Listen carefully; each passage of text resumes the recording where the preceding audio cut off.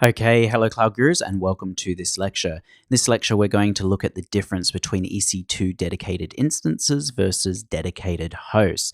So let's start with EC2 dedicated instances. What are they? Well, they're basically EC2 instances that run in a VPC on hardware that's completely dedicated to a single customer.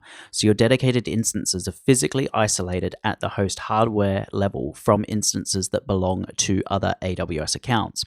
Now, one thing you should bear in mind is dedicated instances may actually share hardware with other instances from the same AWS account that you own that are not dedicated instances. So I'll show you how we do this in a little bit, but basically when you go into provision an EC2 instance, you have the option for a VPC tenancy, and in there we always, by default, we've been using shared throughout this course. You can actually go ahead and say dedicated, and that will then make sure that you're provisioning this instance on hardware that's dedicated to you, and that everything in that VPC will be on the same hardware. So do bear that in mind. So dedicated instances, you can purchase them on demand, or you can get reserved instances and save up to 70%, or you can even use spot instances and save up to 90%. So what are EC2 dedicated hosts? Well, like dedicated instances, you can launch dedicated hosts and that physical server will be dedicated to you. However, there's an important difference between the two. A dedicated host is going to give you additional visibility and control as to how instances are placed on a physical server. And the good thing about dedicated hosts is that you can consistently deploy your instances to the same physical server over and over and over again.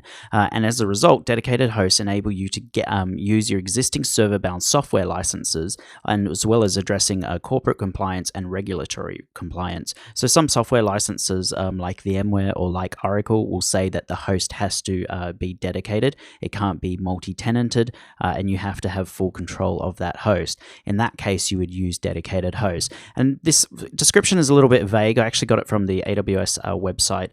So let's go over to the website now. So I'm here at aws.amazon.com/EC2/dedicated-hosts. Now, if we scroll down, they do provide us with a nice little table and makes it a bit easier to understand the differences between the two. So here's our dedicated instances. Here's our dedicated hosts. With our dedicated instances, we're going to be billed on a per instance basis. With dedicated hosts, we're going to be billed on a per host basis down here. Both are using dedicated hardware, so don't get it confused. The cool thing about dedicated hosts, though, is you can see the visibility of your sockets, how many cores you've got, the host ID, etc., what the affinity is between a host and an instance. You can target instance placement, so you can keep deploying the same instances over and over and over again to the same physical server, and you can add capacity to this using an allocation request. So both run on dedicated hardware. The main thing to realize is about the visibility. That's the main difference. So you're able to see the number of sockets and the number of cores. So let's go over to EC2 and see how we provision these. Okay, so I'm signed into the AWS console. I'm going to go over to EC2.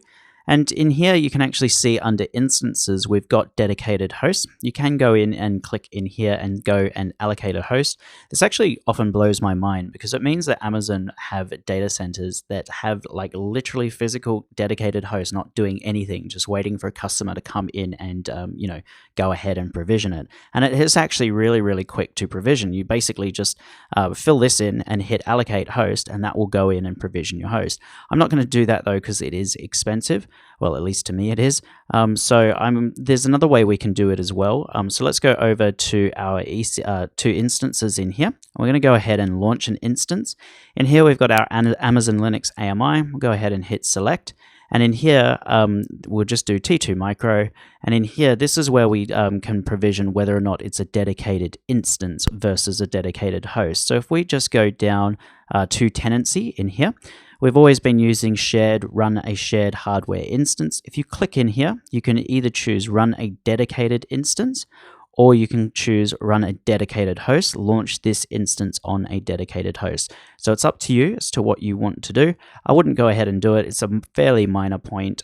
Where they, when you go into the exam, where they might trick you up is just talking about the differences between the two. So you should have a clear understanding of what those differences are. So that brings me on to my exam tips. Both dedicated instances and dedicated hosts have dedicated hardware. So they all got dedicated hardware.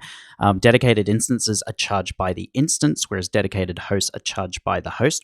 Where you're really going to see this is around, you're going to get scenario-based questions, and you've got specific regulatory requirements or licensing conditions, and it's going to ask you if you should choose spot instances, reserved instances, dedicated hosts, etc., etc.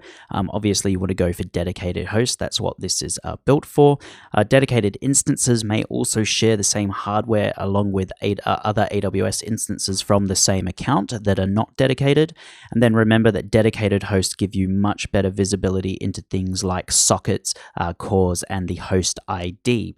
So that's it for this lecture, guys. In the next lecture, we're going to look at hypervisor security, and then we're basically almost done and we're ready to review section 4. So if you've got the time, join me in the next lecture.